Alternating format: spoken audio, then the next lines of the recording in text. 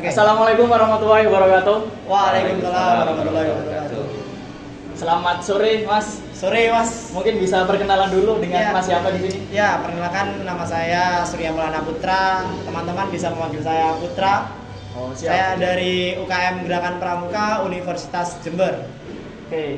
Baik, sebelum itu di sini kami ingin memperkenalkan diri juga. Di sini kami dari kelompok 12 kelas perencanaan dan pengembangan organisasi. Jika boleh tahu ya, Mas, UKM Gerakan Pramuka. Mungkin bisa diceritakan terlebih dahulu. UKM Gerakan Pramuka ini UKM yang gimana sih, bergerak di bidang apa, mungkin ya seputar UKM Gerakan Pramuka ini. Ya, sesuai dengan namanya ya, UKM Gerakan Pramuka. Kita bergerak di bidang pramuka. Tapi perlu diperjelas kembali nih teman-teman bahwa sebenarnya pramuka itu tidak hanya sekedar permainan tali, tongkat, yel-yel dan lain sebagainya. Kalau kita berbicara tentang pramuka, identiknya kan hal-hal tersebut. Iya. Tapi kami di UKM Pramuka ini memiliki 4 sub bidang yang nantinya bisa dijadikan sebuah fasilitas bagi anggota kami untuk mengembangkan potensi diri.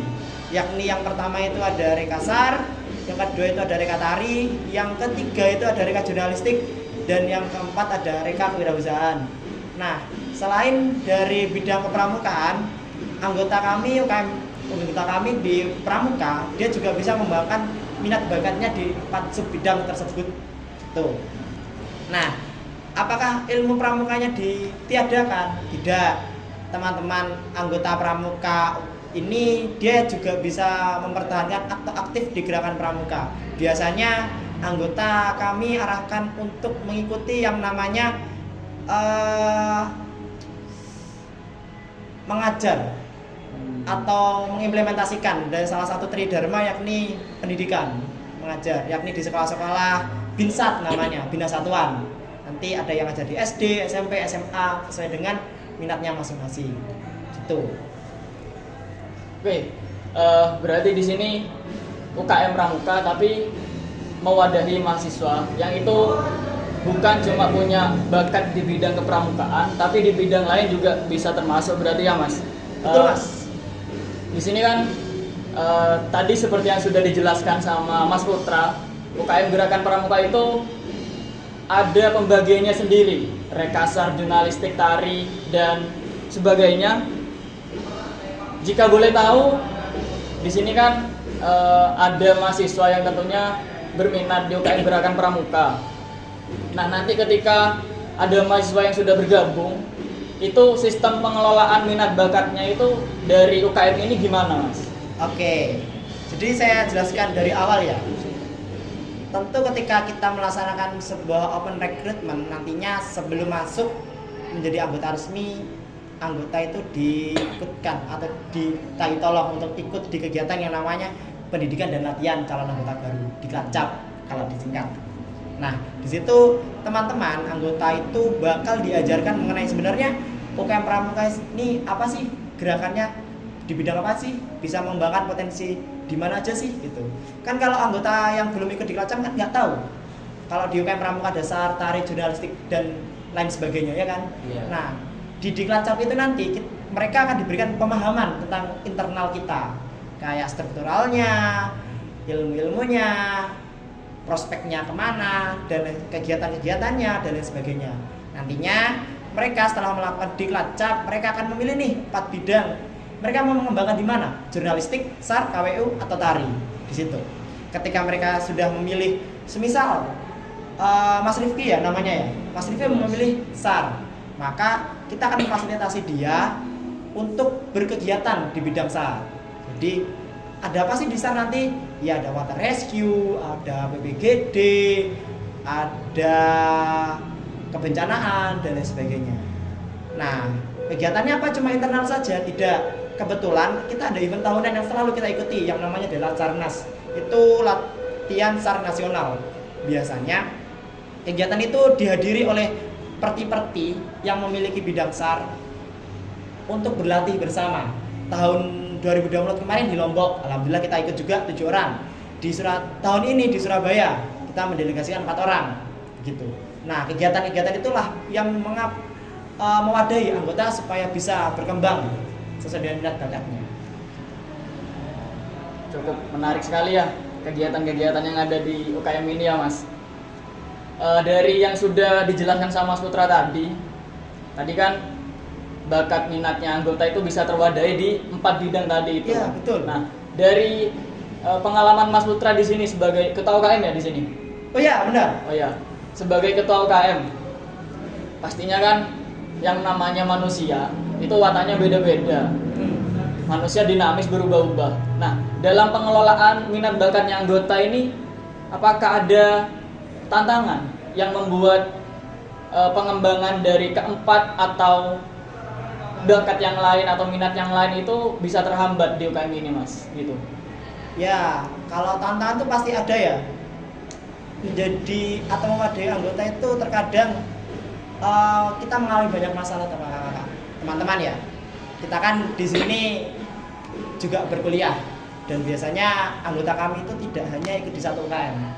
Mereka bisa bercabang kayak ikut Hima, BEM, Pramuka, Reok dan sebagainya. Itu kan mereka banyak sekali kegiatan. Nah, kegiatan padat itulah yang terkadang menjadi sebuah kesulitan bagi kita untuk mengatur jadwal dan rundown kegiatan anggota-anggota kita. Tapi kita terus berupaya semaksimal mungkin dengan cara apa? Dengan cara berkomunikasi dengan anggota. Mereka bisanya kapan dan mereka mau mengembangkan apa? Itu yang kita tanya. Jadi kuncinya adalah komunikasi. Lanjut. Oke, saya kan agak itu ya Mas ya, agak apa namanya? Aduh, agak apa sih? Agak-agak kayak kepengen tahu aja gitu. Kan biasanya kan sistemnya rekrutmennya di apa namanya di kepramukaan ini gimana, dan semisal kan kadang itu kan kita kan tadi ngomongin tantangan ya. Nah, tantangan sendiri itu kan pastinya kan ada beberapa waktu itu kayak yang daftar dikit gitu. Nah, itu kan pastinya ada inovasi ya. Biasa coba apakah ada inovasi kalau semisal ada masalah itu? kita selalu memberikan sebuah inovasi baru. 2 tahun lalu, 2 atau 3 tahun lalu kalau kita pastinya kalau PKKMB pasti kan ada stand UKM. Nah, titik awal inovasi kita adalah di situ. Bagaimana cara kita memberikan sebuah pendekatan kepada mahasiswa baru agar mampir ke stand kita. Nah, untuk periode-periode tahun-tahun lalu, terkadang kita cuma menampilkan tongkat dan dokumentasi kegiatan. Tetapi untuk alhamdulillah 2 tahun ini kita selalu ada games atau hal-hal yang digunakan buat menarik mahasiswa baru. Jadi nggak kita cuma display aja, kita melakukan interaksi kepada mereka. Nantinya ketika interaksi itu sudah terbangun, kita bakal menghimpun mereka menjadi di dalam satu wadah grup WhatsApp yang digunakan sebagai narasumber antara pihak kita dengan mereka. Jadi teman-teman atau calon anggota baru sebelum melaksanakan diklat, kita juga sudah melakukan pendekatan ke mereka. Harapannya apa? Harapannya agar mereka sedikit mengenal tentang UKM kita dan kita juga bisa tahu atau mengenal tentang mereka. Biasanya kan ini ya, yang biasanya kan ngawali inovasi itu apa? Kan biasanya kan ada ya, semisal rapat gitu ya. Kayak kita itu kedepannya itu gimana rekrutmennya gitu. Biasanya kan ada perbedaan pandangan gitu. Itu gimana caranya? Kalau perbedaan pandangan itu wajar di setiap organisasi. Mungkin kalau masnya ikut BEM, HMP atau UKM yang ada di fakultasnya mas, perbedaan pandangan itu sangat wajar. Tetapi ketika terjadinya sebuah perbedaan pendapat tersebut, itulah otak asiknya gitu.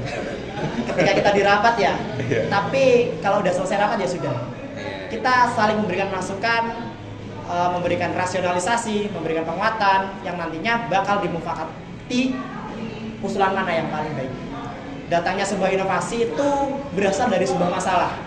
Kenapa kok habis Covid ini anggota kita semakin sepi? Kenapa kok habis pasca Covid minat mahasiswa dalam ikut kegiatan itu kurang? Nah, itulah masalah-masalah tersebut yang nantinya kita rundingkan di dalam sebuah musyawarah dan akhirnya bisa menciptakan sebuah inovasi.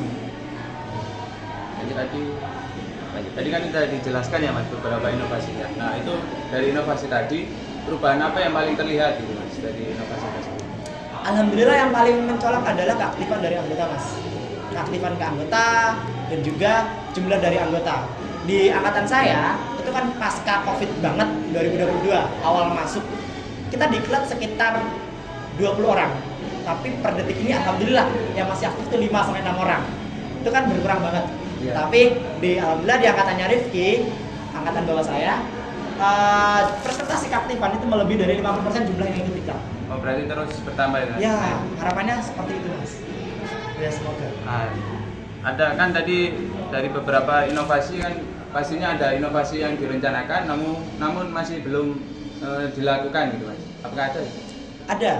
Untuk menyampaikan sebuah informasi yang lebih merata dan mudah dijangkau oleh mahasiswa baru, UKM Pramuka Universitas Jember berencana membuat sebuah website. Kita sudah bekerja sama dengan Upati IKA Universitas Jember untuk menyediakan wadah membuat website tersebut. Tetapi untuk open publiknya per detik ini website tersebut masih kita sempurnakan karena dari universitas hanya mewadahi dalam bentuk WordPress atau WordPress ya. Saya kurang tahu namanya. Itu masih polosan.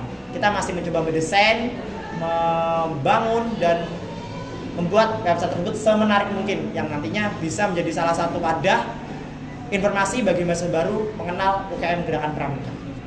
Berarti itu websitenya udah jalan berarti? Belum. Oh masih pembuatan maksudnya? Kita masih try and error. Websitenya sudah ada.